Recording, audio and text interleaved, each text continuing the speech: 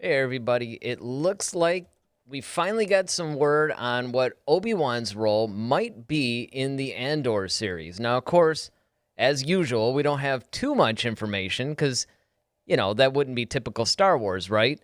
But we have some, and we're going to speculate. We're going to try to figure out maybe what Obi-Wan could be doing, and we're going to get to it all right now. You're listening to Head to Head, a Star Wars podcast. Two fans, two generations, all things Star Wars. Begins now. All right, hello, everybody. I'm Eric Fansel. And I'm Daryl Sanders. And we're your hosts for this show. So it looks like, in typical Star Wars fashion, we've got more news dropped on us, huh? Yeah, man. We're starting to hear more about Obi-Wan and his antics. Well, I know that they actually addressed this at first like a month ago or whatever. Mm-hmm. It was like earlier in March that you started hearing some rumblings about it. But what's interesting about this is that now they're actually starting to do the Obi-Wan series, like in earnest. Like it's in production. Yeah. They're doing a lot of... It actually started this month. Yeah, it did. Yep. It started this month, and already somebody leaked a bunch of photos and, typical fashion. But, I mean, what is really interesting to me, though, and this is what I'm going to want to get into when we get into this segment tonight, is the fact that Obi-Wan, I think, could actually become somewhat of a central character to this TV universe. Yeah, I mean, at least for a certain portion of it. Of course. Right. Yeah, well, obviously, yeah, beyond. So, I mean, I just think that, we're going to see him, popping up in different things. And, one of them, of course, being the Andor series, we've been hearing. So what I like is the fact that, and you and I have talked about this before, is that how Star Wars is kind of following some of the beats of other entities like DC, where you start having crossover characters. So you might have, Obi-Wan popping up in, Andor. You might have Ahsoka popping up, and of course, she's already been in Mandalorian. Now she's going to have her own show, but then she might pop up in another series or something like that. Sure. And so, I think it's all to kind of show the connective tissue and the connective thread within the universe, and just how things are kind of maneuvering and what these characters are all kind of doing around the same period. So it makes sense to kind of show them a little bit like, oh, okay, yeah, Obi-Wan is around during the Andor time, but this is what he's mainly doing over here, but he may, be needed elsewhere too. So, all right, well, cool. Let's get into it.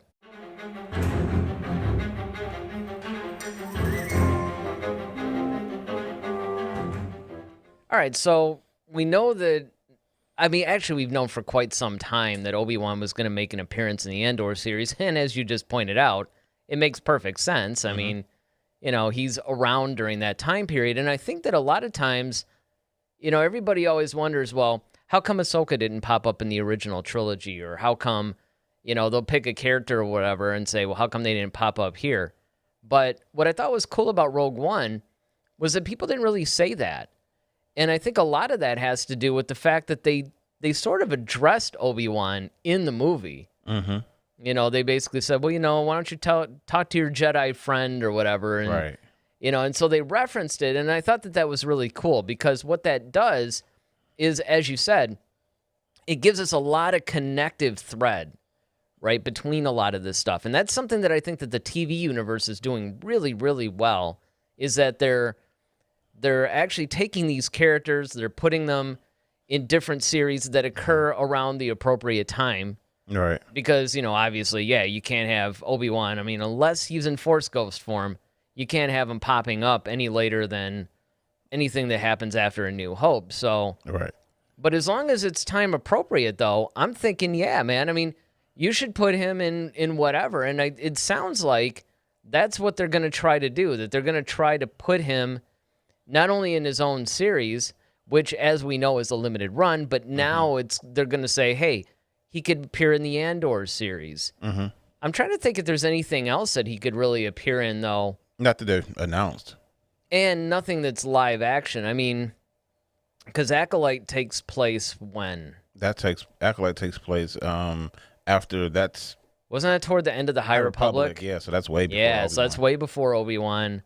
And obviously Rangers and Ahsoka and all that stuff takes place around the time of The Mandalorian. So, it's out there. But yeah, certainly. I mean, that doesn't stop them from, of course, exploring that world because, of course, what is it, 30, 19 years between the end of Revenge of the Sith and A New Hope. Yeah. So, I mean, just, there's a lot of time that you can play around in that, if you really wanted to. But once again, you kind of have to, I'm always kind of wondering, like, okay, if he's supposed to be in hiding and they're all the Jedi supposed to be in hiding, like, he's really trying not to use the Force. It's kind of like, all right, man, you can't keep popping up all over the place. It's like people eventually going to be like, okay, who's this old dude, just running around with this lightsaber? So, well, I think that one of the interesting things that you bring up about that, too, is the fact that, here you have a situation where you have the Padawan that's in Jedi Fallen Order, the game. Mm-hmm. And basically what's happening in that case is that, they can't really use their powers, otherwise it's going to, trip the Empire, and, right. They're going to go after them with Order 66, and the same thing happened with Kanan and Jarrus. Yeah. So at the beginning, in A New Dawn, which was the novel that basically preceded the Rebels series, that's where we're really introduced to him, and in fact, that was actually the very first novel in the whole new canon. But again, you have a situation where it's like, no, he can't show off his powers too much. Otherwise, it's going to raise suspicions and things like that. So you bring up a really good point where it's kind of like, look, man, you can't just have this guy like popping up and, he's just starting to use, his lightsaber blazing or whatever. I mean, it doesn't work, in other words, because it's kind of like you can't have the other guys basically in hiding, and yet he comes out and he's just, right, going psycho using the Force or whatever. Oh, yeah, exactly. I mean, that's the kind of the trick. I mean, and that's why I'm really curious to see how they're really going to do this show. I mean, of course, we all know that Obi Wan can be very subtle. That's the cool thing about him. He's kind of he can kind of make himself unassuming. That's the cool thing about him. He's not like how Anakin was, where he wants the glory. He wants to be, like, no, I did this. I'm the man. He doesn't need that type of attention or accolade. So Obi-Wan can maneuver, and we've seen him do it before, especially in the Clone Wars when he dressed as that, when they completely altered his figure to look like that one other bounty hunter. And he did that whole bounty hunter deal. I totally forgot about that episode. And he had to maneuver, he had to do stuff without kind of he didn't have his lightsaber or anything, so that was really cool to kind of see him. That was a great episode, too. It was like a couple of them, too, because it was like maybe about 4 or 5 it was one of those typical, Clone Wars story arcs that, some of them, when they're interesting, like that one, then you're like, cool, yeah, give me the whole story arc. But then when they're kind of, the droids looking for their home or whatever episode that was, it's just kind of like, okay, guys, come on now. We could do better. Yeah, I mean, so I think that was really cool to see him, try to win that bounty hunter thing, because the whole thing, he was trying to foil that attack on Padme, I believe. Yep. And so he had to kind of gain the trust of these people. And, so it was just really cool to see Obi-Wan being that kind of clever, sly slickster, but at the same time not really give himself up. So, I mean, I could see him kind of being in this whole spy thriller. I mean, I could kind of see that now because they kind of established that precedent in Clone Wars. So it's like, okay, it's a little bit more believable now. So I'm just really anxious to see what turns up. Well, that actually brings up another good point, though, because, again, there's so many different directions that they can go. You have a situation where in the Clone Wars you did have a precedent established where, Obi-Wan was actually, having to pretty much maneuver in such a way without relying on the Force. And I think that that's one of the things they've hinted toward this, but they've never really given us anything in depth about a Jedi that actually has to go through life who's relied on the Force the whole time, and now they can't rely on the Force. And it's basically the one thing that they've always been able to use. Yeah. They did the same thing with Ahsoka in Season 7, when she was trying not to put it out there that she really knew the Force or that she was a Jedi or anything like that. And it was watching how, and as a viewer, you were just sitting there going like, come on, Yeah, she could easily just, Yeah, especially like when she was taking out those pirate type guys or whatever. It's kind of like, oh man, she could probably just, I mean, eventually she did reveal it, but I just think that that's such a compelling storytelling thing too. Well, yeah, it's kind of like reminded me of Superman, like when he lost his power. Right. And it's like, you're so used to being Superman and being powered by the yellow sun. It's like, okay, these guys, usually can't hold a foot candle to me. But, now he's got to try to do stuff and try to somewhat be a hero without his ability, something that you've kind of always had. And I think that's really an interesting thread and an interesting concept, because it's one thing to kind of like have things stripped from you so you can't use it at all. But it's another thing to actually still have the ability, and you have to force yourself, no pun intended, not to use it. Yeah, exactly. It's one of those things where you have to use that discipline because, first of all, just from a training perspective, right? Mm-hmm. Just from a training perspective, your first instinct is going to be relying on that. And it's very much like almost like a Jason Bourne kind of situation or whatever, to where it's almost reflex. Mm-hmm. It's more instinct than it is actual thought or anything like that. So, you have to fight that. Is the fact that just from a training perspective, you're going to automatically want to go there. The other thing is, if you have this power that essentially gives you the upper hand in a lot of situations, you're going to want to use it because you're going to want to stack the deck in your favor. Not only that, but if you can use it to save yourself or someone. See, that's the part that's really the conundrum. It's like, okay, even though they do have the Force, I mean, let's face it, Jedi do have some hand-to-hand combat, fighting that they kind of had to learn anyway. Yeah, that's true. However, the thing that's kind of crazy is like, okay, if someone falls and they're like almost about to die, do you use the Force to catch them? Or, if they're in a situation where it's like, okay, there's no way this person is going to be able to survive unless I intervene with the use of the Force.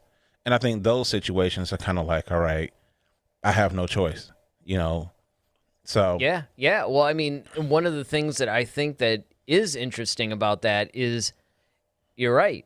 It's one thing if your own life is in danger, but when somebody else's life is in danger and you have the power to save them, I mean, how bad would it be if they died because you're just trying to hide who you are? Exactly. And this kind of goes back to the whole Palpatine thing, too, because I always thought, particularly when it came to the Clone Wars series, there's so many times, like when he was fighting that Godzilla-like beast or whatever, it's kind of like he could have just completely decimated that thing, but he couldn't. He had to pretend like he was weak. Or even at the beginning of Revenge of the Sith, same thing. He was actually putting himself in pretty precarious positions when he didn't have to be, and that was kind of gutsy on his part when you stop and think about it. Oh, yeah, definitely. It's, he's trusting, and the funny thing is he had to put his trust in his enemy. That's the other crazy thing about it. That is a good point. Yeah, he did. He totally did. Yep. Let's see. Let's go to these chats real quick. Okay. Our usuals are here. So, Ronaldo. Well, it wouldn't be a Friday night or a Monday without Ronaldo. Ronaldo carried me through nicely on Monday's show. Thank you for that, Ronaldo. And then, good old Mother Vansel is here with us as well. She says, "Greeting, Ronaldo." That's good. Yeah, I mean, you guys, if you guys are talking to each other in the chats, we're probably not going to put like every little thing up like that. But hey, feel free to have you guys' own conversation. That's what this whole show is about. It's about, kind of a discussion. No, Ronaldo does say, if Obi-Wan appears in Andor, I think he will only be in one episode. Maybe Cassian has a mission on Tatooine or something. Yeah, I mean, this is a good point too. I don't know. I can't necessarily see. I don't think it's going to be the Obi-Wan show. No, but my thing is, now, we know Obi-Wan has a limited series with 6 episodes. Right. But we don't know how long Andor is going to be. Yeah, that's true. So he may pop up more if it's a series that lends itself more to showing him, Well, and it could very well be much like, what we're getting nowadays, really within the last few days. We're starting to get a lot of Thrawn and, Ezra and Ahsoka, like with the Ahsoka series now, which I'm sure we'll end up doing probably something on this Monday. I'm not sure, though, because, the problem is the High Republic comic came out. So on one hand, it would be nice to do that review. On the other hand, the next one's not going to come out for a month, and this is kind of fresh. So Right. we'll have to decide that amongst ourselves. But, it's pretty much one of those things that we're starting to get a little bit of information about that series as well. And with Ahsoka, it makes sense that if Ezra or Thrawn plays heavily into it, in other words, it's a whole story arc, the overall story arc for the whole series is such that it heavily involves those characters, then it would make sense to have those characters in there. And I think you're right about the whole Obi-Wan thing. I think that if Obi-Wan's story fits really well within the framework of Andor, we can see that. Mm-hmm. Oh, yeah, definitely. Let's see. Mother Vanessa says, I can't keep up with all the series. Can you tell me which one is best for someone who wants to talk Star Wars? That's actually a really good question. Yeah. Because it's kind of like,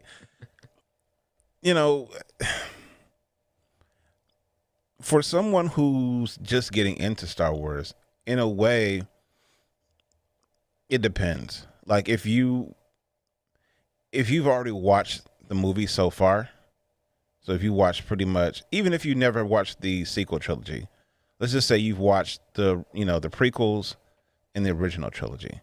All right, you can start at Mandalorian and, watch these TV series. If you've never seen any of the movies, then when Andor comes out, you actually might want to start with kind of the prequel era and kind of stick to there until you can complete all the other things, so everything kind of makes sense. Well, I'll even go a step further because, this is one of those things that I've often said to a lot of Star Wars fans is that, see, with you and I, we pretty much were keeping up. Now, I read more of the Legends books than you did, but I would always tell you about them. So Right. you would, in fact, I gave you such detail on them that you could pretty much have an intelligent conversation about a lot of these characters, even if you hadn't read the books. Right. And then with the new canon, I blew through like a ton of the books, and then you started to read a few of those too. And I think that really your situation is the good one to use as a template for our discussion. And the reason why I say that is because, see, somebody like me, once the books started coming out in 91, I started reading them because I was just into Star Wars enough that I wanted to learn more about the universe, and I liked the stories. I liked the characters. I liked the stories. So for me, this has all been cumulative. It's Right. like we're just building on knowledge that I already have. Now, of course, Disney threw me a nice little curveball when they said, oh, yeah, all Legends doesn't count anymore. But the point is, You were still aware of him. yeah, they bring somebody like Thrawn into Rebels. I'm like, okay, Right. no problem. So I think that where you and I have to have this discussion is what I think you did was probably one of the smartest things, and that is you watched the key things as far as TV or whatever goes. You read the key books, and you've been building on that ever since. So, for Right. instance, first, obviously, you start out with the movies, Yep. and, you have to commit some of these things to memory. And you also, I'll be honest, you got to really just...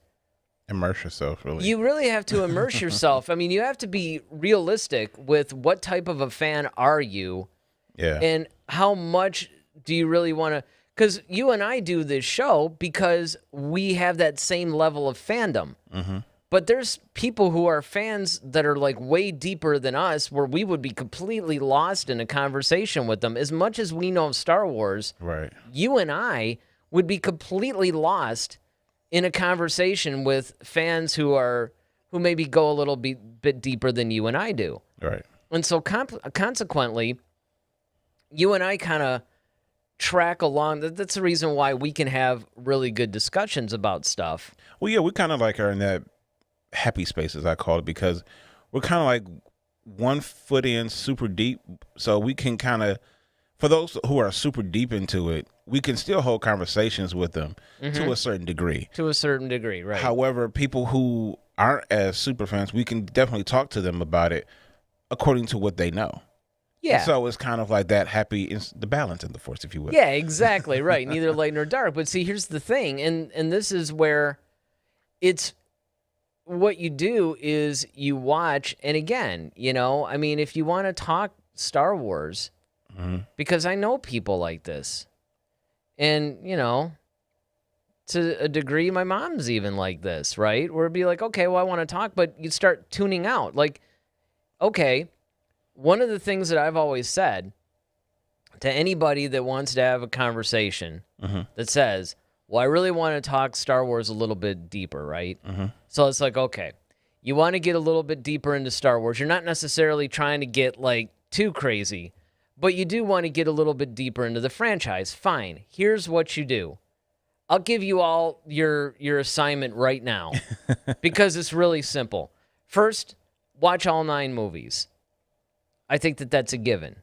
Second, watch the Clone Wars series. You're going to get a lot out of the Clone Wars series. The Clone Wars is actually one of the keys to connecting multiple threads. Then you watch Rebels. The Rebels series really deals with a lot of stuff. And by the way, when I'm saying watch the movies, I'm also saying watch Rogue One, watch Solo, and yeah, I mean, basically, and I think that both of us, because we both tend to remember and be really into the same characters, and we also forget the names of the same people. And that's because those people, while they figure into the story, maybe they don't resonate with us. So therefore, maybe, like Dryden Voss, right? We forgot the name of him on one of our recent shows. And because we don't really talk about, and he only had one exactly thing, Now there is an argument that you can make, though, that you could get really deep into his thing, but he's not at the forefront of our minds. He's not the way that we're talking Star Wars. We don't necessarily maybe bring him up that much, right? And he hasn't been around long enough. Like, say, Bib Fortuna, right? There's probably a lot of people who don't know who he is. By the way, was he actually a Twi'lek, or was he, see, here we go. I'm guaranteed to forget something on every show. It's Ahsoka's species. It's not a Twi'lek. She's, It starts with an S, I think. Yeah, it's kind of like another version of a Twi'lek. Yeah, it's kind of like the difference between like a Romulan and a Vulcan. Yeah. Exactly. Hate to use the Star Trek reference, but well, it fits. You know what? We've been doing that a lot. I mean, we're almost guaranteed every show to talk about Star Trek at some point. But the point is, though, that you have to be realistic with what kind of a fan you are, and you talk about Star Wars to people who are maybe kind of fan. And then if you're watching a show like ours, Togruta, that's what she is. Yes. So it begins with a T. T, yes. But the thing is, if you're watching a show like ours, right, then, and you might be learning stuff, because that's what I do. I watch a lot of YouTube shows from people who are way deeper into this stuff, and I learn a lot of stuff because I'm kind of interested. I'm never going to be that level. Right. But it kind of interests me. So the movies, the Clone Wars series, Rebels series, The Mandalorian. All right. And pretty much all the visual stuff. I mean, yeah, pretty much all the visual stuff. Then if you're going to turn to the books, I would say probably Bloodline would be a good one. The Thrawn trilogy would be really good, because the Thrawn trilogy of books actually really does give you a really good insight into Thrawn. But again, you're kind of introduced to Thrawn in Rebels. So it's one of those things that I would say, I mean, if he appeals to you, great. Go read everything. Now, me, I'm a longtime Thrawn fan. I've been a Thrawn fan since 1991 when Timothy Zahn first wrote the character. Yeah, I mean, and quite frankly, what I would say to add on to it, and you're absolutely right what you're saying, to add on to it, the cool thing that you have now, unlike in 1991, where it's like you have the whole internet and you got like Wikipedia. So if there's a character, let's just say, that you want to know more about, if you go on like Wikipedia or something like that and look up that character like Thrawn, not only do they give you like this whole dossier on him, but also they also do list all the different books and things and where he appears. So if you want to, now you have this thing where you can just kind of go back and just check off these books if you want, or comics or whatever the case may be, you can kind of look at that stuff and say, okay, I'm interested in Thrawn. I see he's popping up everywhere. I want to know more about him. Okay, I've watched Rebels. He seems cool, but I want to know some more. Okay, well, now you have this whole shopping list of, information about Thrawn. So unlike in 1991, where you kind of had to get everything pretty much from the book, now you have all these different mediums, but you have a place as far as the internet where you can actually research and find all this content. There's other podcasts. There's other people who talk about. Oh yeah, man. I mean, it's really not tough. And I've said this to people because sometimes people bring this up to me. Look, the internet is your friend. It is. Okay, the internet is your friend in life.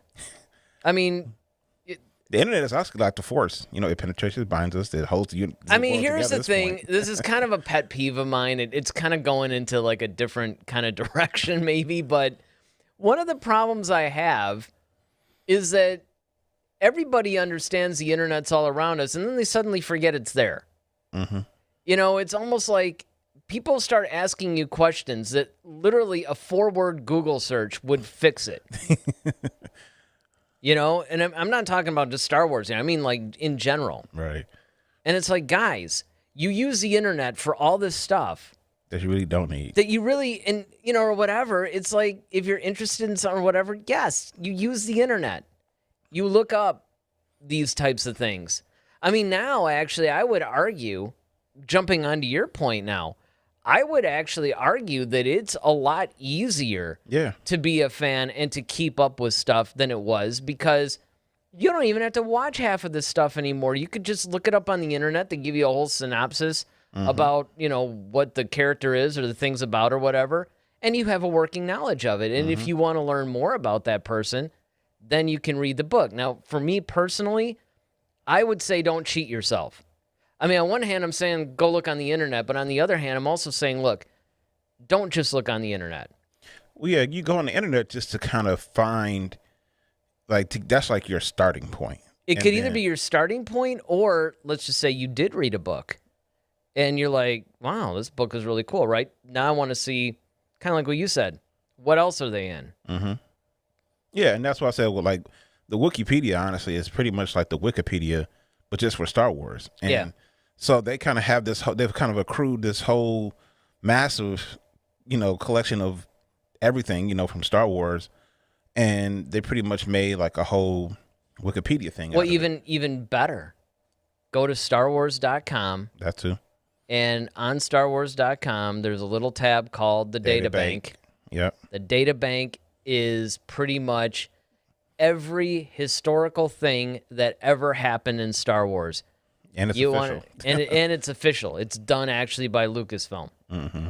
So these are things that, can... Because the problem is, and this is a problem that I see people doing a lot. The problem is there's a lot of Star Wars stuff out there now. And the other thing, too, is that thanks to the whole Legends thing, not all of it's official. Right. Now, a lot of it might be good stories. But again, you have to be somewhat discerning and go, oh, well, is this official? And they try to make it easy. If the book says Legends at the top, then it's not official. It's not canon. Right. If it doesn't, then you're good. But what I would say, again, is you have to basically assess what type of a fan you are and your interest. And the mistake that people make is they start trying to do too much. Mm-hmm. It's like, start with the basics. Go back and watch the films. Go back and watch the Clone Wars. Go back and watch Rebels. And then watch The Mandalorian.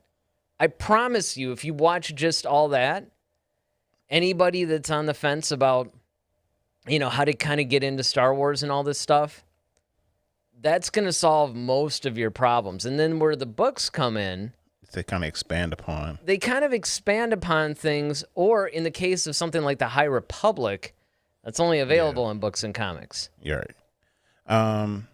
Ronaldo brings up a question. He said, watch all 9 movies, but in what order? Friends of mine that want to get into Star Wars always ask me that.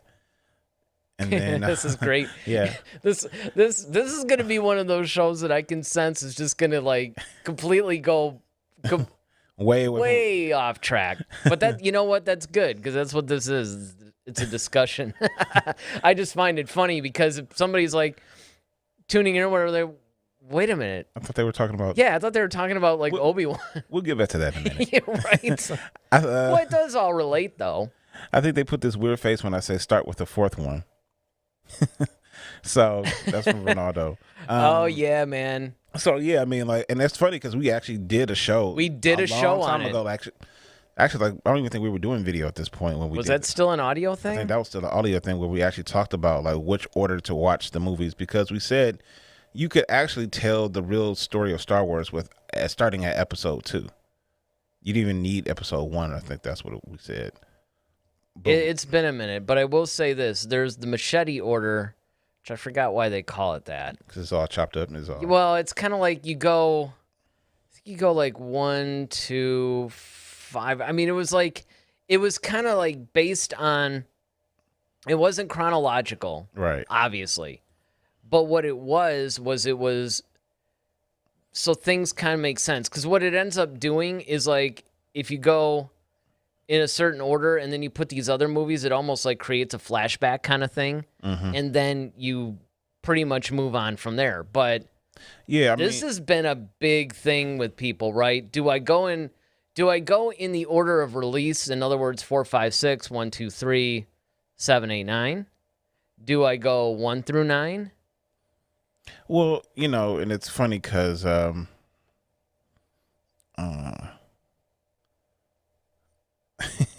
so Ronaldo has 2 points, and I'm gonna kind of get back to this. So he says something funny. I knew that the first Star Wars. I knew somebody that saw the first Star Wars, and then he saw. Then the next thing he saw was Mandalorian. He had no idea who Luke was. And then another friend of his said that it's not good. It's not a good idea to start with episode 1. It may be boring for new fans. So here's the thing. Like when you're going into the Star Wars franchise, it's kind of weird because on one hand I always give people 2 options: either the chronological order, which is episodes 1, 2, 3, Rogue One, or Rogue One, Solo, and then you got episode 4, 5, 6, 7, 8, all the way up to 9.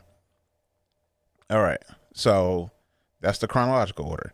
But Solo would be before Rogue One, though. Well, yeah, but then you have the release order almost pretty much. So you have like the original trilogy first, then you jump back to the prequels. So which one would be more interesting? I guess it kind of depends. In a way, it kind of depends on you, like what. And it's kind of hard to gauge that because if you've never seen Star Wars before, it makes sense to kind of watch the chronological order because that way you see everything play out the way it should. But if you're kind of familiar with the franchise already, then I would say start in the middle with 4, 5, and 6, then go prequels, then go sequel. It's a good thing because, look, you can really make an argument for this either way. Yeah. Because if you do it in the release order, then it almost becomes like, you watch those movies and they'll show like some scene and then they'll go 3 weeks earlier, and then that's when the rest of the movie takes place, basically. Right. And then you see everything leading up to it. And it's a very, very good storytelling tactic because what you're doing is you're showing the audience the outcome. Right. And then when you go back, now it's creating this anticipation as a viewer because you already know what's going to happen. But then a lot of times, let's just be honest, you kind of forget that you saw the end already, and then you get to the end again, you're like, oh, you know what I mean? Like, for example, no, that's a good point. I remember I watched the movie Notorious. It was a story about Notorious B.I.G. And I remember they started with they opened the movie pretty much when he was gunned down, and then they flash back. They go all the way back to when he was pretty much like in middle school or something like that. He's like, get ready to go to high school. And you're so enamored with the movie as it's progressing. Now you're kind of watching his rise and how he's going from being a drug dealer to this rapper, and then he meets Puffy, and then he's doing all this we all know he died anyway, but it's kind of like you forget how everything led up to that. And so by the time that scene comes back up again, it's just like It's almost shocking. It's almost shocking again, even though you've already seen it already. Well, now you're sort of bookending it. So Exactly. I think that the release order isn't bad, but then again, see, we're going to be somewhat biased because even though you came into Star Wars later, it was still only the original trilogy that was out. Exactly. So for us, we're a little bit biased, I think, because we've experienced this already in that order. Right.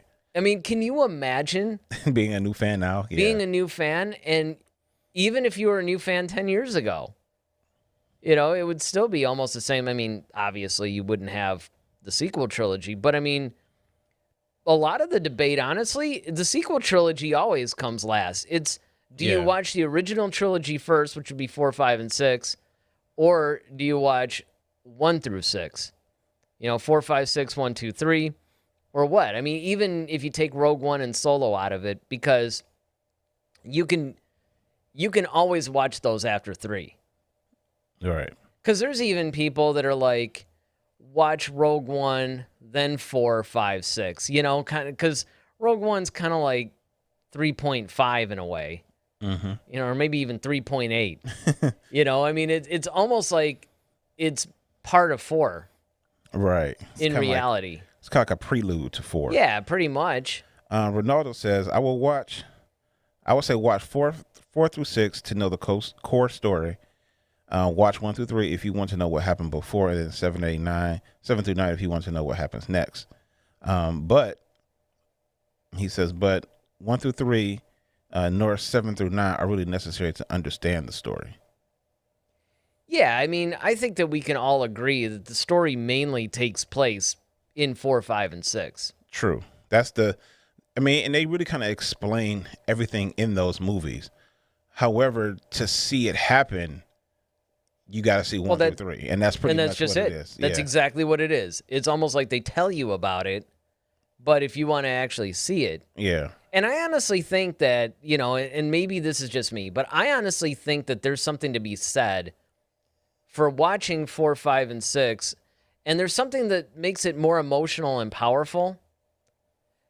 But then again, I can also see the argument that some people have said when you don't have the whole Darth Vader thing in your head yet, and you're just watching 1, 2, and 3, and you're seeing Anakin's slow descent, and then you're seeing his slow redemption, there's something kind of cool about that, you know?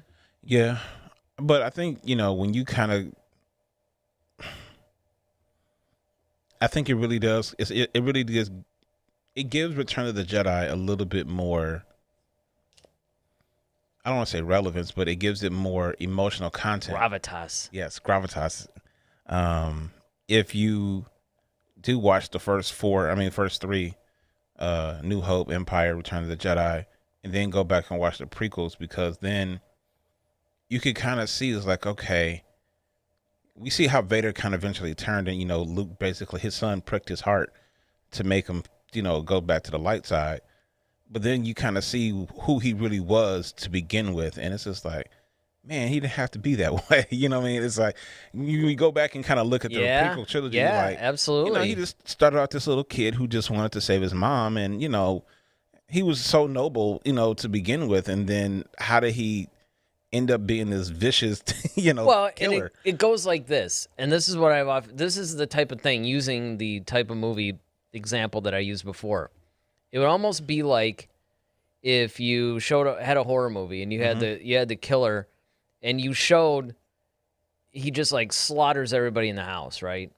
And then you go back, and now you're seeing people arriving and stuff like that, and maybe there's certain times in that movie where they could have made a decision that would have brought him out of the house a day earlier. Another thing you could do is you could show something about the Manson family thing with the Tate LaBianca murders.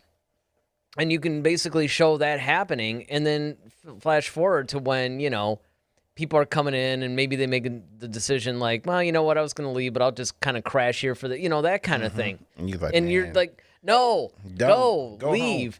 You know, you don't want I mean, you see where they made decisions that could have actually turned things a little bit differently. And so I agree with you that if you see 4, 5, and 6, it puts 1, 2, and 3 in a different perspective. Yeah.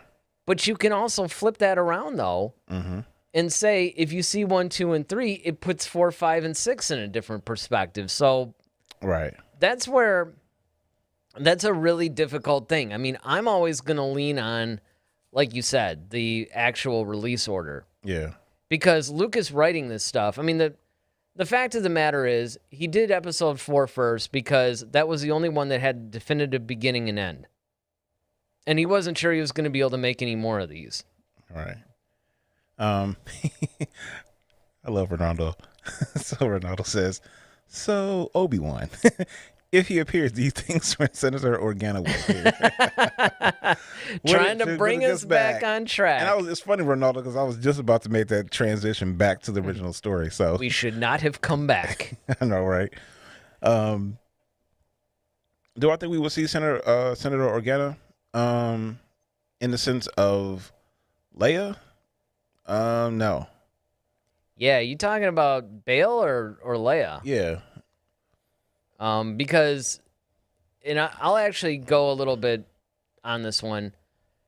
I don't think we are going to see Bail, but I think we should see him. I think we will. I think we will see him in Andor. Yeah, I guess it's true. I can't see him. We should we don't have to see him in Obi-Wan. No, we don't have to see him in Obi-Wan, but in Andor, yes, I believe so.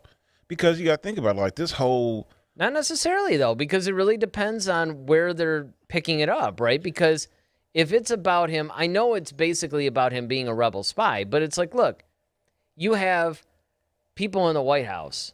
You have people in Congress. Right. Well, not every CIA guy sees congressmen, you know? I mean, it's not like in that job. In Andor's job, he may never really run into Bail Organa. Well, I'm just saying, like, I think it would make sense because of the fact that Bail Organa is such a key member of the Rebel Alliance, though. It's like him and Mon Mothma are, like, kind of like the stalwarts of that thing. Yeah, but they're kind of like the higher up, though.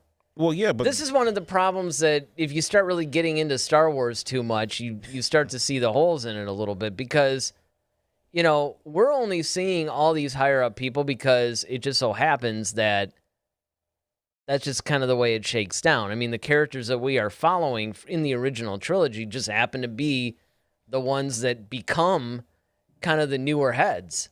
Well, what I'm saying is, if you think about it, though, like, okay, so the original... Like, okay, so originally you had the Republic. And so that was, of course, was run by Palpatine. Okay, so once he decided to call it the Galactic Empire, you know, and then now that was the new thing. All right, so Senator Organa, of course, he bailed with, no pun intended, with Yoda and, you know, everybody else. And they kind of like started the whole, you know, the Rebel Alliance. Well, between him and Mon Mothma, like the Rebel Alliance wasn't really that big, though. Like the faction itself wasn't really that huge compared to the Empire. But this is why I say it really depends on when they pick this thing up from, because, you know, if they're around Rogue One, they've got all kinds of people in it at this point. Yeah, but I mean, like if Cassian Andor is kind of like one of your main guys, he's kind of like one of your main spies or whatever. Like kind of the go-to dude or something? Yeah, he's kind of like almost like a little Jack Bauer or something like that. You know, he's kind of like... Did they say that... I mean, I could have sworn didn't they say that Mon Mothma is actually going to be in it? I think so, yeah. I think Genevieve O'Reilly, yeah, she's going to play Mon Mothma again on the show, yep. But then I think you have... Because when do we see? I mean, it's we true saw him because in Rogue One. Yeah. I mean, and that's what I'm saying. Like, they were all in the same... Oh, yeah. I'm not saying that we shouldn't. I'm saying I don't know if we will. I think we will, though. I think we should. I mean, I would even make the argument that in Obi-Wan, he's not 100% necessary, but it wouldn't be bad to see him because it gives you, again, if you're going to see Vader, you need to see... Because obviously they're going to be showing a little bit about what the Empire is doing. Mm-hmm. And they don't necessarily have to do it this way, but I just think that in order to give things a little bit of context, it would be nice to see the Rebel. I'm not saying shoehorn every major, rebel No. guy. I'm not saying that we need to see what, Crix Madine, for instance, is doing or, anything like that. But at the same time, I do think that if you add a little bit of context, now you could do that, though, without Bail Organa. You don't need him for this. But the fact that, and this is why I say that he should be even in Obi-Wan, and that's because obviously they were pretty close. When A New Hope comes out, it's like, get this message to Obi-Wan. He's the one we're taking it to. Well, Leia knows him. Yeah, I mean, I think the whole Bail Organa piece of it all, it makes sense for him to be in, at least if he's not in Obi-Wan, I could see him being mentioned in Obi-Wan, definitely. Simply because, it's like, okay, first of all, you got to know where the guy is to even, because like, okay, you got to think about, like, he's in hiding. So how do they even know that he's on Tatooine? Yeah, get this. Even in Rogue One, they reference it. Well, let's get our Jedi friend involved or whatever. It's like, of course, how do you know where he is? And how does Leia know? You see what I'm saying? Like, she's like, oh, like they're flying over Tatooine. Yeah, she's giving them the plans. It's like, how does she know? You know what I mean? So it's kind of like, it's almost like with all these people, how did the Empire not know? It's like you got Luke using his real last name. They're making, no wonder these guys ended up, just torching the whole universe with all their mistakes. Mm-hmm. You never change Luke's name. You basically have, Obi-Wan hiding out on Tatooine, which isn't necessarily weird once you actually see the prequel trilogy. But again, it's like you said, everybody and their brother knows he's there. Well, you know what? I'm just now thinking about this, though. Scarif must be near Tatooine. Because if you think about it, like, that whole end of Rogue One when they're on Scarif, and of course they, like, okay, right after that, of course we see Vader, mow down like 20, rebel guards or whatever. But they're chasing that particular ship. And they're like, so when we pick up from episode 4, that's where it starts. So they're already near Tatooine because that's when she sends the little pod out with R2 and 3PO and everything like that. So, just the whole coincidence of it all. Well, we don't know how long they were, because remember, they did escape into hyperspace.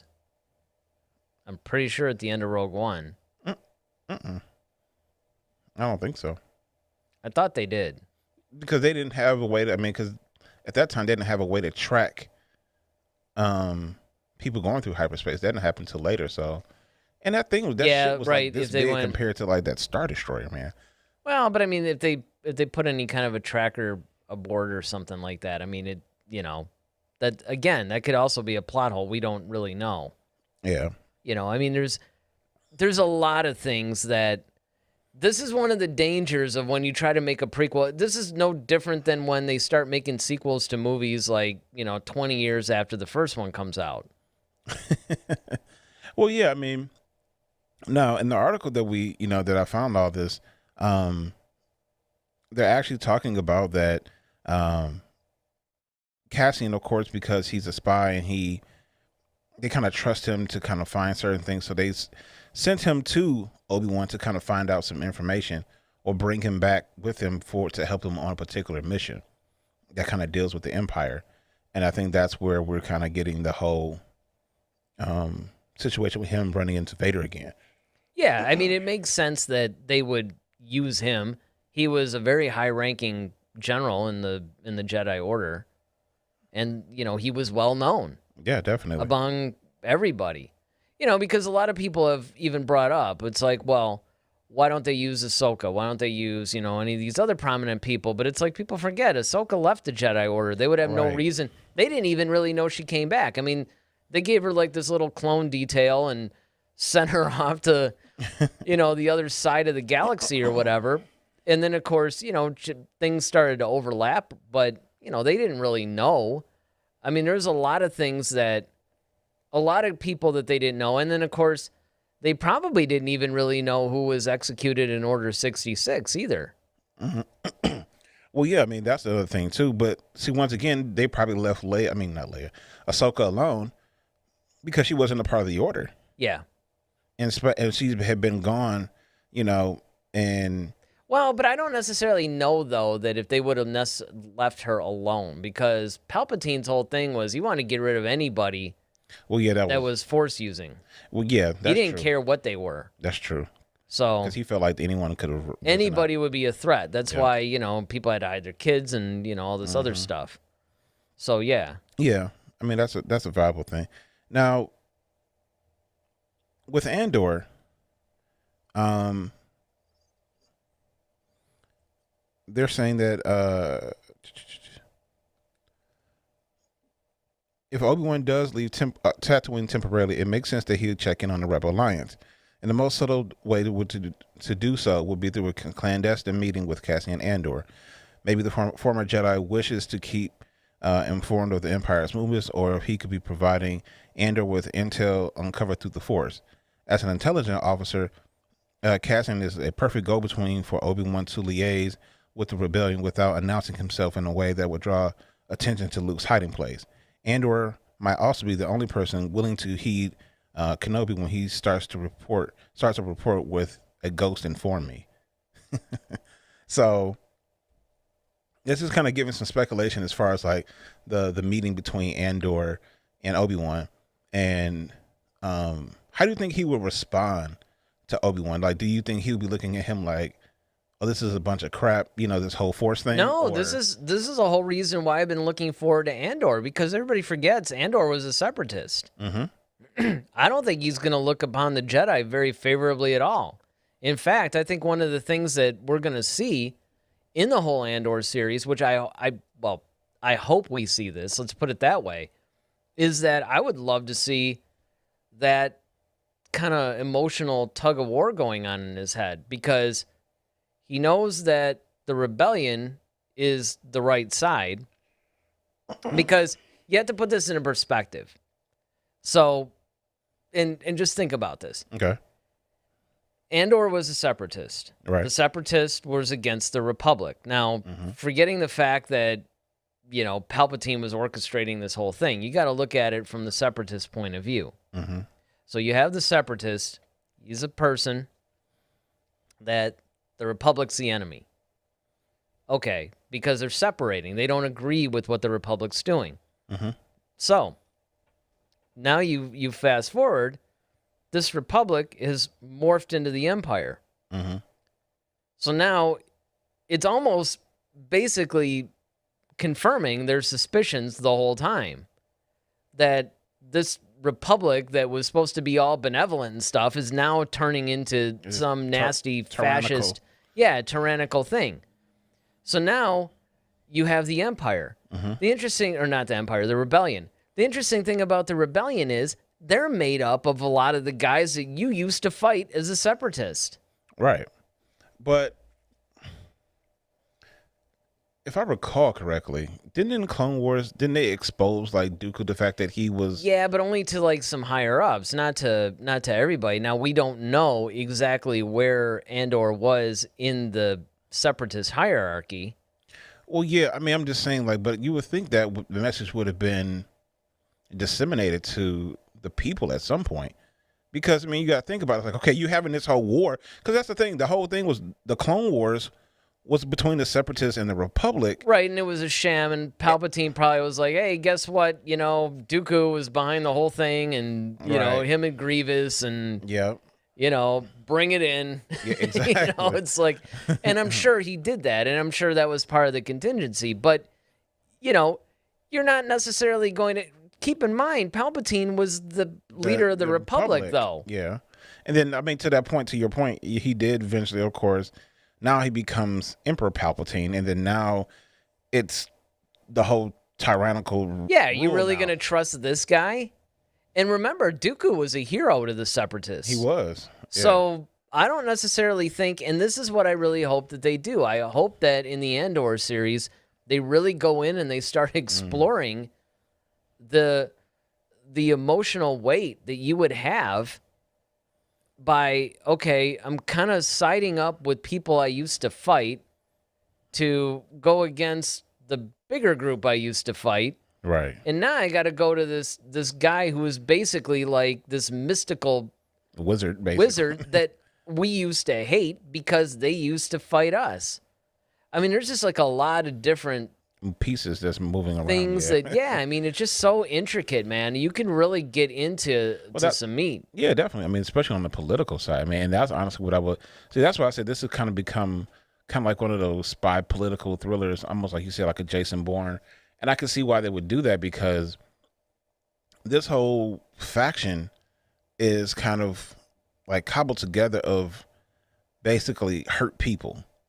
You know, it's like the rebellion is basically people either who were a part of the original republic and they see what's become of their democracy, and they're just like, okay, you know, what can we do to fix it?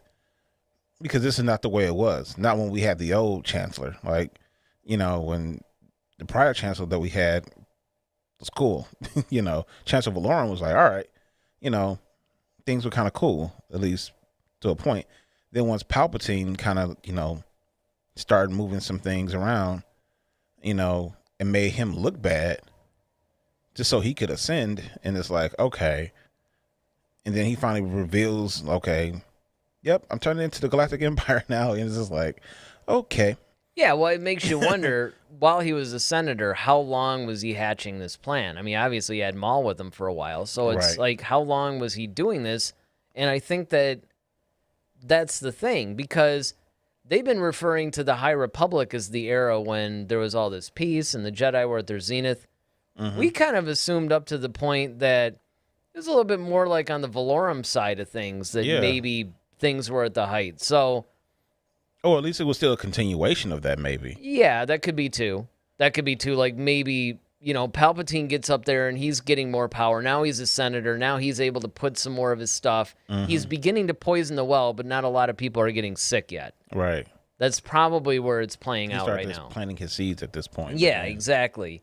And of course, once he basically is able to kill Valorum's credibility with the whole trade wars and all this other stuff, you know, then it becomes an obvious thing. So that's what I'm really hoping that they get into, though. Yeah, I mean, it really does. You know, I hope it's not just like a straight up. I mean, yeah, I know it's going to be like kind of this political or you know, sort of spy type of thing, but I hope it's not purely like a Mission Impossible kind of thing. I hope that, not to say, I mean, I love the Mission Impossible movies, but it's not to say that, you know, there's no depth, but there's not as much depth as what I would like to see. What I would like to see it be is almost like your political thrillers, like Murder at 1600 or Clear and Present Danger and all that. Clear and Present Danger, or stuff where there's a little Sentinel. Bit. That was a good one. Yeah, the Sentinel was a really good one. Exactly. You know, I'd like to see it to where there's a little bit more depth and there's a little bit more going on than just kind of like a spy action thriller. Yeah. Let's see. Ronaldo says, I'm going to answer all your questions and plot holes saying it was the will of the Force. Yeah, I know that almost sounds like one of the previous discussions that we had. Right. But he also makes this point. If Cassian was a separatist, do you think we may see elements of that in some way, like battle droids or maybe what happened to the banking clan? Well, yeah, I mean, going back to pretty much almost a continuation of what we were talking about, that would be the next logical thing is, do we see, is it just going to play out in his head? In other words, all these things that he has to resolve in his mind about being a separatist and now I'm a rebel, but now a rebel is almost a separatist because you're rebelling against the same thing that you were fighting before too. I mean, it gets really complicated when you really stop and think about it. So I do wonder that. But now if you move into Ronaldo's whole point, it's like, does it become almost like, do we start to see things like battle droids and, you know, the banking clan or anything? Do they start to reference some of these separatists? Do we start to see things from a more separatist point of view as well? Well, yeah, I mean, I think one of the cool things about Rogue One was the fact that we saw initially, like out the gate, that the rebels weren't clean, so to speak. Like Yeah. this, like you see Cassian, basically take out one of his informants or whatever, just to kind of, preserve some integrity. So I gotta watch that movie again at some point. Rogue man. One, I mean, it's just so good. yeah, it really was. And I think that as many accolades as it got, I still think it's an underrated movie in the grand scheme of things because people don't talk about it much. No, honestly, I think it's one of the better Star Wars. I mean, honestly, like it's. I think it's the best one Disney movie. Yeah, I mean, since they started doing it, yeah. I honestly think it's the best one. It scared me a bit. I'll admit, especially that title card at the very beginning. Like, that scared me. And then they were like jumping around all the time, and it took me a second to get used to it. But I mean, I was all in once it happened. Yeah. And to me, it's kind of like the movie version of The Mandalorian. Yeah, definitely. I mean, in a lot of ways, The Mandalorian has this very similar tonality to Rogue One, and it's done pretty well. Even though I know they had a bunch of issues too. I mean, one of the biggest things was they had Gareth Edwards, and then they had I keep forgetting the director that they brought in, but they brought in a director basically to come in and direct some scenes and clean some stuff up. I mean, Rogue One was definitely not without its issues. True, because we saw even in the the biggest thing we always talked about was the trailer. The trailers, like I mean, that was, right? None of that was in the movie basically. Yeah, So yeah. I mean, you're basically getting this trailer to a movie that you don't get to see. I mean, it's like, all right. That was really the fun part about when you first saw Rogue One was you're playing the, hey, where's that scene? Or when they like where's that giant? Because I was waiting for that whole TIE fighter thing when it popped up in front of the bridge. I was just like, I dude, know. How are you gonna get out of that one? I mean, it's just one of those things because that was where it was too bad too. Was some of the scenes in the trailer were actually cool. They had a bunch more Vader scenes and stuff in it, and I mean, it was bad, but I mean, all's well that ends well, right? It ended up being a really good movie, Definitely, and that's what I'm hoping. Being that that's where we first meet Cassian Andor anyway, I hope that that's what we end up seeing. Because right now, people are really obsessed with season 3 of The Mandalorian. And the Book of Boba Fett is starting to get a little bit more. I was reading the other day that Jabba the Hutt's probably going to be in that. Okay. Which I don't see how, unless it's flashbacks. Yeah, got to be flashbacks. But hey, whatever, man. And then, You gotta wonder if it's gonna be CG Jabba or puppet Jabba. Yeah, right. And then, of course, you have Ahsoka and stuff like that. But people have sort of forgotten about Andor. And I honestly think that Andor, on one hand, I get it because it's almost like it's being guilty of the very thing that we said that we didn't want to see. It's like, quit hitting that between 3 and 4 time period. Right. One of the things that I do like about Rangers of the New Republic and Ahsoka and The Mandalorian and the Book of Boba Fett is it's going beyond. Now, granted... And you're not dealing with characters we already know, so we're not getting the same, like, okay, right. And not only that, though, and you could still say that it's a little bit different because it is going to eventually butt up to The Force Awakens, but there's a lot of really interesting things that I imagine has happened between the fall of the Empire and the rise of the First Order. And I would like to see some of that stuff. I don't necessarily have to go back because, again, we know the outcome. You can make the argument that you know the outcome for this too, but there's a longer time period, though. There's like 30 years or something. Now, let me ask you this question. So if we're talking about time periods, so, there's been rumors that, Luke is going to get his own series. Would you rather see it deeper into that 30-year window, like when he's kind of with Kylo, or would you rather see it earlier when he's got Grogu? Well, well, it depends on how they want to pull this off. Because if it's a little bit toward the Kylo thing, I think they could use a de-aged Mark Hamill. And if you're going to do that, you need to do it now. Yeah, definitely.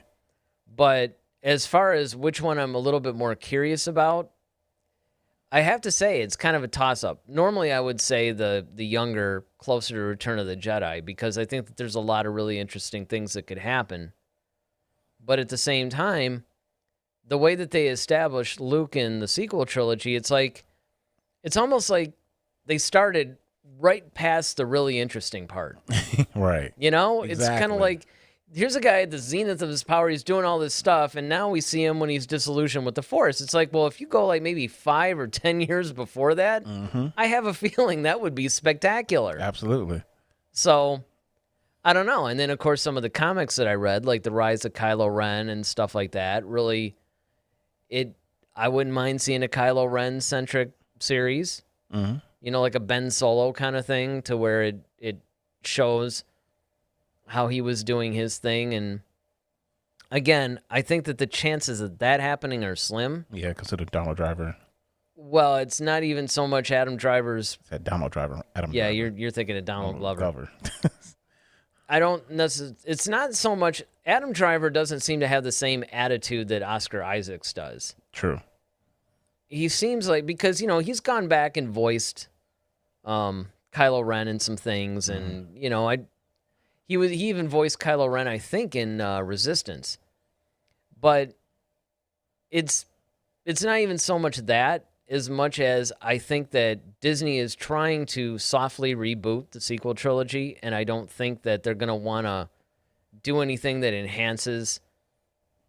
I think that what's going to happen is they're going to start now around the time period The Mandalorian, like what they've been doing.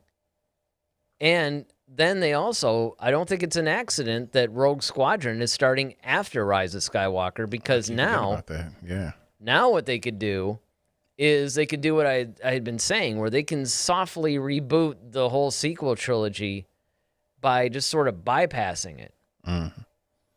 Tell a bunch of stories after 10 or 15 years, who's going to know the difference? Although here we are talking about a little film that came out in 1977, Exactly. so who knows, right? Right. What else in this thing do we have? Well, we don't have any chats at the moment. But Is that all the stuff in the article? well, let's see.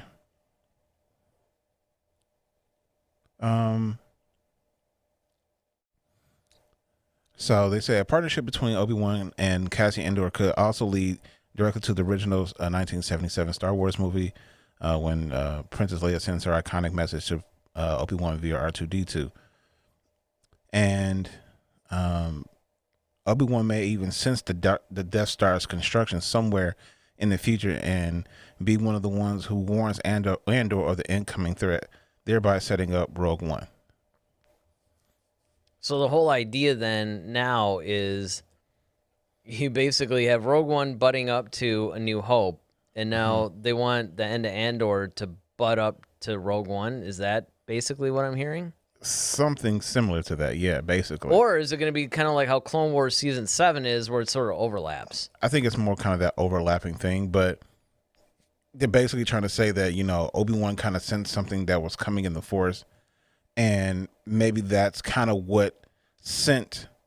And because you remember when we first see this thing, when we were just talking about it, like Rogue One, we first come to meeting Andor, he's already on this mission trying to find out what the heck the Empire is doing. So they believe that maybe Obi-Wan warned them about this thing, and now they're like, okay, well, we got to trust Obi-Wan.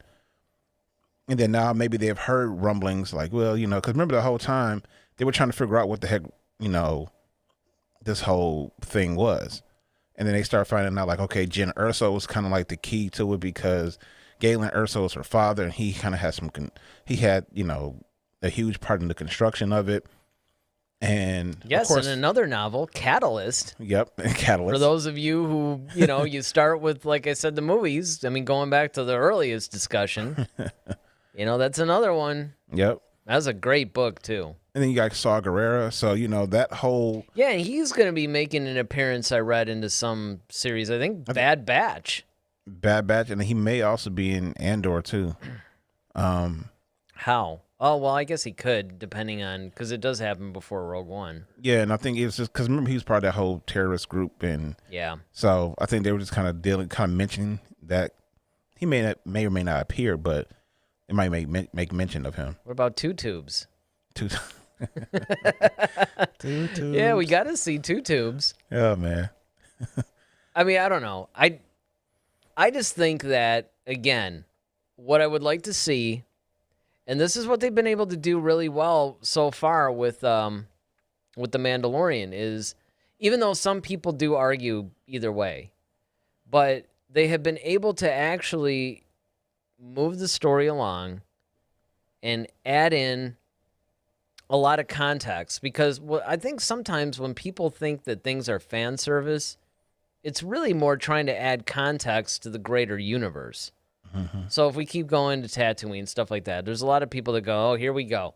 Now we got to see some of these same characters. But what it's doing is it's giving you a little bit of a contextual information in how it's fitting into the greater storyline. Yeah, definitely.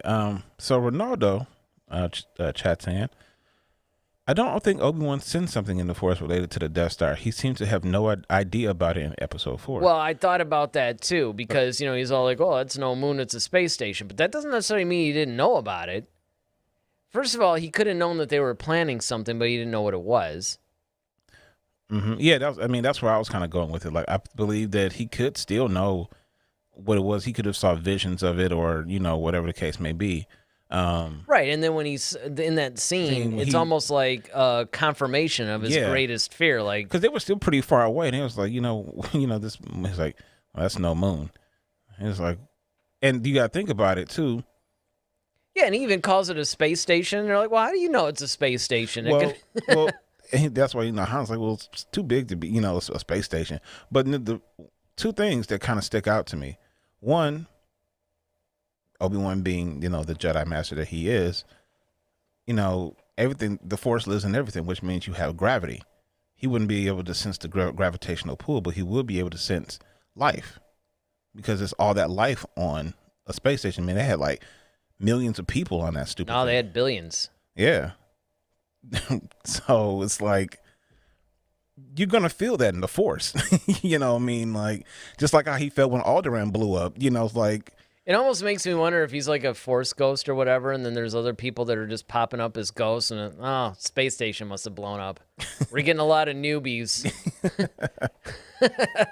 But I mean, it is kind of interesting to me too, because when you look at Obi-Wan's just sort of casual reaction that he had when he's meeting up with Luke and they're about to go on their journey, and he's going to go to Alderaan and he's going to find out what's up. It's like, he doesn't really seem too surprised by anything. That's true. And that's something that I've noted. It's almost like, and this is what they could play into a little bit, it's almost like he's kind of known what was going to have to happen, and it's like, oh, it's about that time. Yeah, he's like, you must go with me to Alderaan. Yeah, I mean, he's just kind of like, okay, I guess it's time to activate this plan now. Because nothing that he sees, I mean, obviously the Alderaan blowing up thing was kind of a shock. Yeah, I mean, I've often wondered, like, okay, so Alderaan is blown up. Now, the Obi-Wan goes like, crap, now what? Because maybe they had this whole plan. Yeah, I'm sure they did. And then it's like, okay. And then it's like they end up on the Death Star, and he's like, oh, crap. Now I got to sacrifice myself. You know what I mean? Like, when did things start coming to fruition for him? See, that's why I hope they do like this whole inner monologue in his head. Like, all right, so that didn't work. Well, I mean, I could do that Force Ghost thing. That's about the thing I got left. Yeah, it's like, well, hope this works. Right, exactly. He's probably like, while he's like wandering around the hallways, he's probably doing a little secret commune with Qui-Gon. Like, okay, so again, right? Just make sure. I got to make sure I had this down, because so I censor myself first. I don't want to get mauled. Because that's what would have happened. I mean, if that blade had made, contact. Well, much like Maul, he could have came back. With his little mechanical legs. There you go. Mechanical Obi-Wan. There you go. Mecha Obi-Wan. I don't know, man. It's interesting because, and this is another thing that I've often said too, sometimes as fans, we'll start to read into these things because we have all this information now. Right. Where when all we had was the original trilogy, and even just the original and prequels, it was a little bit easier with the prequels because it filled in a little bit more of those gaps, gave us a little bit more context. But at the same time, I think a lot of times what happens, the more information that we get, the more license I think he gives us to start to, because there's more details, right? Before it's sort of like, again, it's fantasy more than sci-fi, so you're getting more of a big picture kind of thing. Where now, before it was kind of like, oh, the Force is this all mysterious thing. It binds us and guides us and does all this thing. Oh, and the prequels come along. It's like, no, it's a midi-chlorian count. And now you can actually measure this crap. And it's like, there's like a lot more. And then now we're getting more because they're telling more stories and they're just adding more to the lore. Yeah. That should be like adding more to the lore. I think that what's happening at that point is that they're just starting to now give us more context where we can actually take these things and look back on something that Obi-Wan says and go, oh, now I'm looking at this a little bit of a different way, which is part of the fun. But in some ways, I almost wonder if, the story group's just like, guys, no, look, it was just a scene. Stop. Well, see, that's what I think. That's why I think, in the minds of Favreau and Filoni, that's what I'm saying. Like those guys. Well, see, those guys think like us. Yeah. Yeah. That's what I'm saying. Like, and that's what makes it cool because it's like you almost have one of us on the inside, and you're just trusting that they'll kind of do something that sure, because those guys are having these conversations. Oh, let's give the Jawas like red eyes on this planet. It's, you can tell. I mean, they got the sandbox, man. They're playing with the actual props. Yeah, they're playing with everybody. They got story groups. They got drawings of everything. I mean, and that's what's cool because even with the Obi-Wan series, I believe, they actually have some of the original drawings that they had from 1977, like some of those people. Yeah, the Ralph McQuarrie drawings. Yeah, Ralph McQuarrie drawings. Yeah, they're actually like using them, bringing those into Mandalorian. They're bringing some of those into the Obi-Wan series and things like that. So, yeah, it's just a fun time. Yeah, it's a great time. Now I'm really excited. Let's see. No chat so far. All right. All right. Well, before I even move on, do we have... Okay. So this is the part where I say, hey, what do you guys think about this whole Obi-Wan being an Andor thing? First of all, do you think Obi-Wan should even be an Andor? And if you do, then what do you guys think is going to happen? Let us know in the comment section below. Of course, you can always hit us up at head-to-head-SW on Facebook, Twitter, and Instagram. And don't forget to subscribe and hit that like button so it helps us out a little bit. All right. I guess it's about that time to move to my favorite segment, isn't it? Yes, it is, my friend. All right.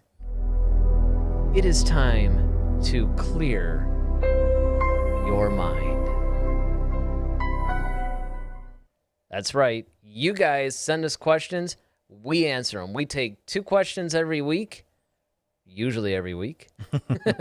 And then we answer them. So who do we got first? First question comes from Haley Jackson.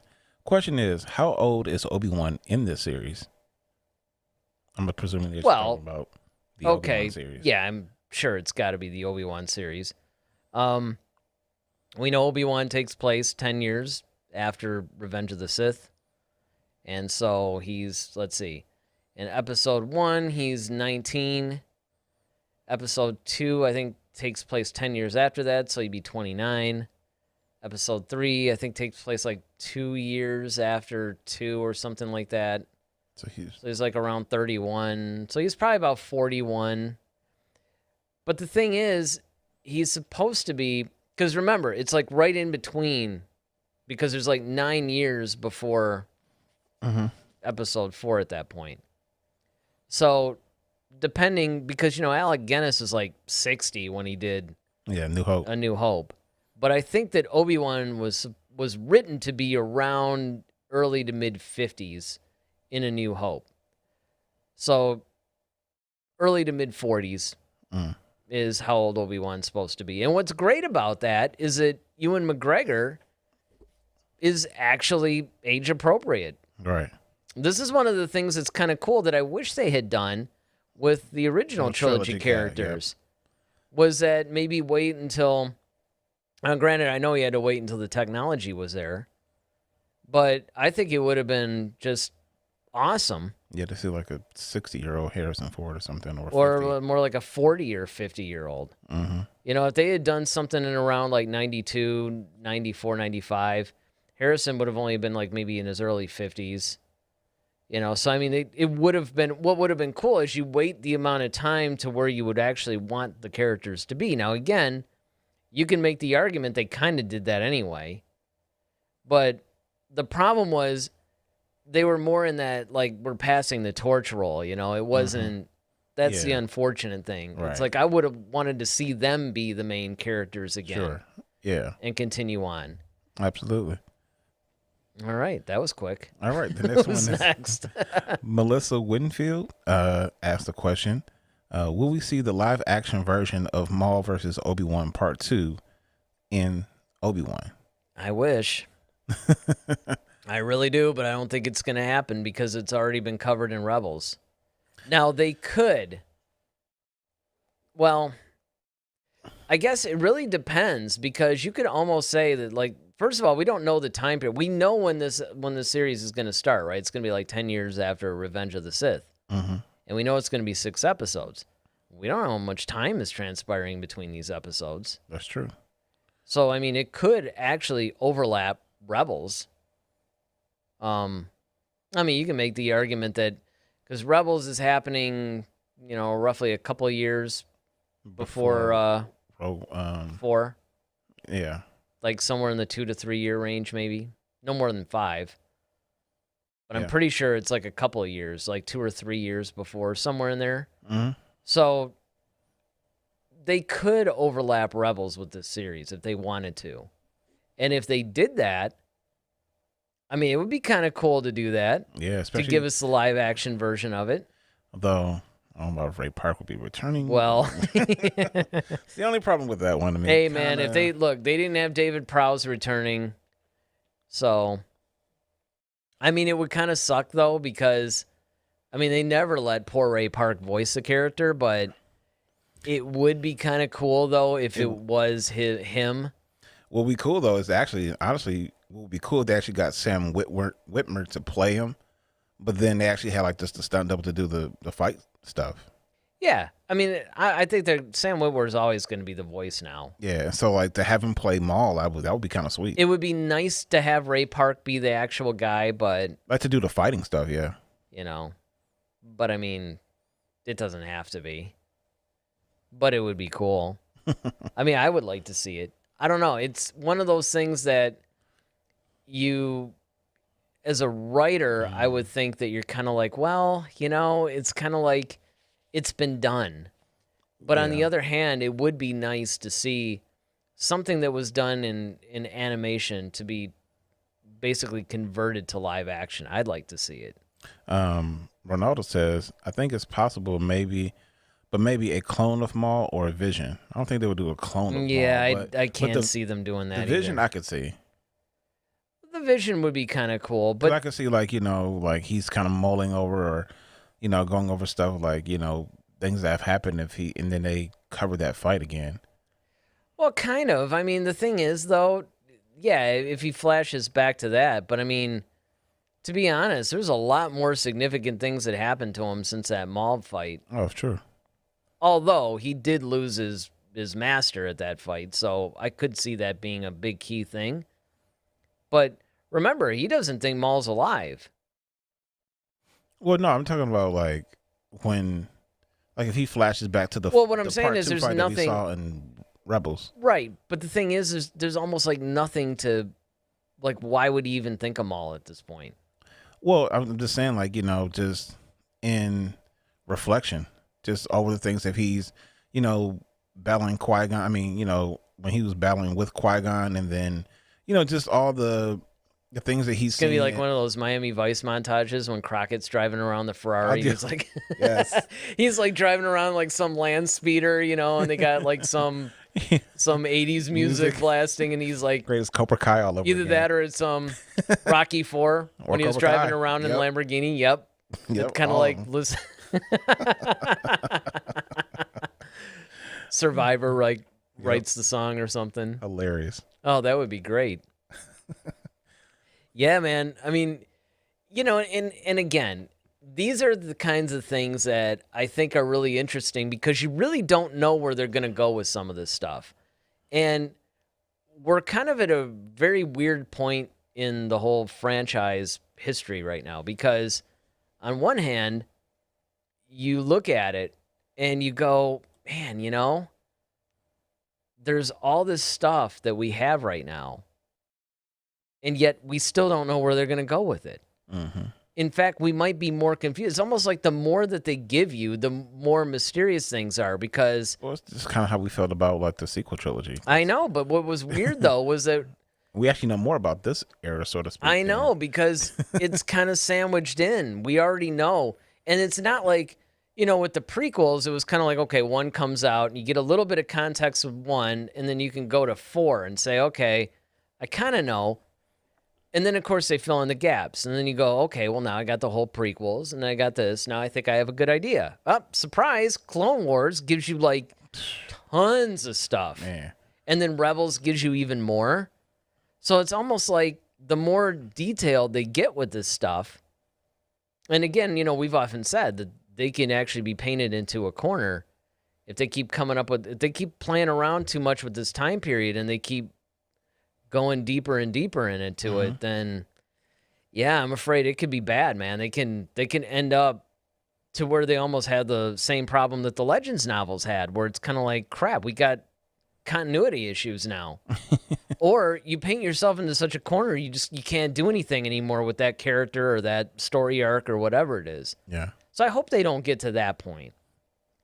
But it is going to be interesting, though, to see what they do, particularly with Obi-Wan, because, again, I think for this particular time period that we're talking about, Obi-Wan could be that connective thread character that you can put into some of the series and actually have it make a lot of sense. Oh, yeah, definitely. And he could connect the thread. That's one of the things that when we did our whole show on Thrawn being the future of Star Wars, it's because Thrawn actually could be the connective thread between all these other series that are coming out. And, he could be the new central figure that basically contextualizes all of these other series and makes it so they're not so standalone. Because I think that's one of the problems that people have with the standalone films. Not so much with Rogue One, maybe because it was tied so much to Episode 4. But when you start going to Solo, and then you're going to give us, like, Episode 9, you know what I mean? It's kind of like, it's almost like a one-off, and it feels like a one-off. Where what they're doing with the TV shows that I absolutely love is the fact that they're taking place at different periods and they feature some different characters, but they're going to be tied together. Mm-hmm. The Book of Boba Fett was already seeded off of The Mandalorian. They kind of did that with Ahsoka too. I'm sure Rangers of the New Republic, it would have definitely been that way if Cara Dune had been around still, but now that the whole Gina Carano thing has gone down and they decided not to recast the character, then it's going to be one of those things where, okay, let's wait and see. Yeah, maybe they'll. I mean, who knows? There's other characters maybe they can use from The Mandalorian, or perhaps they can somehow maybe they get Grief Karga to do it. Either that, or they could bring some of those characters into that show, maybe just as like kind of cameos or guest stars, or maybe do like a 1 or 2 episode story arc, depending on how many seasons it goes. But again, the cool thing is that these series don't feel like standalone moments. They feel like they're part of a greater story arc. Yeah. Kind of like what they're doing with the novels and what they have always done with the novels. And so that, I think, is really exciting. And I think that that's something that they could definitely continue with for many, many years to come.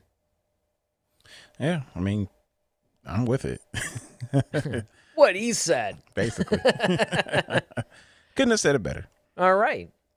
Any other chats? Nope. All right. So I guess with that, Monday, like I said, we're either going to deal with some Thrawn news or we're going to review the High Republic. And whichever one we don't do Monday, we'll do the following Monday. We haven't really decided that one yet. I will say that I downloaded the new issue of High Republic, issue number 4. Mm-hmm. Notice I did call it issue and not episode this time. So I'm looking forward to see where that goes. I'm definitely probably going to read it within the next day or two.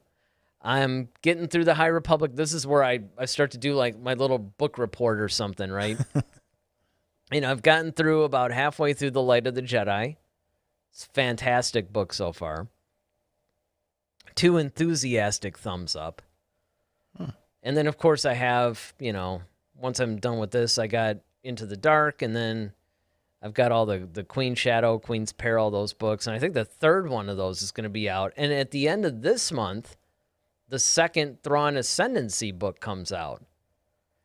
So more than likely, once I finish the High Republic book, doing some reading. Ah, man, you know what? I don't know if I'm going to read Into the Dark before I read, because the Thrawn book is like, that particular trilogy, I have a feeling is going to be amazing, because the first book in that thing was incredible. So I might have to, yeah, I'm going to be doing some reading. So with that, we're going to wrap up the show, and we'll, of course, see you guys Monday. Again, don't forget to hit subscribe and hit that like button, hit the notification bell so you guys know when we put up new content.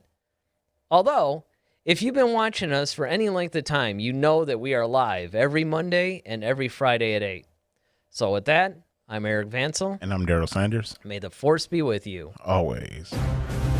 Head to Head, a Star Wars podcast. Be sure to follow us on Twitter @HeadToHeadSW. Submit your questions for our next show. Visit our official website at headtoheadswpodcast.com. Until next time, may the Force be with you, always.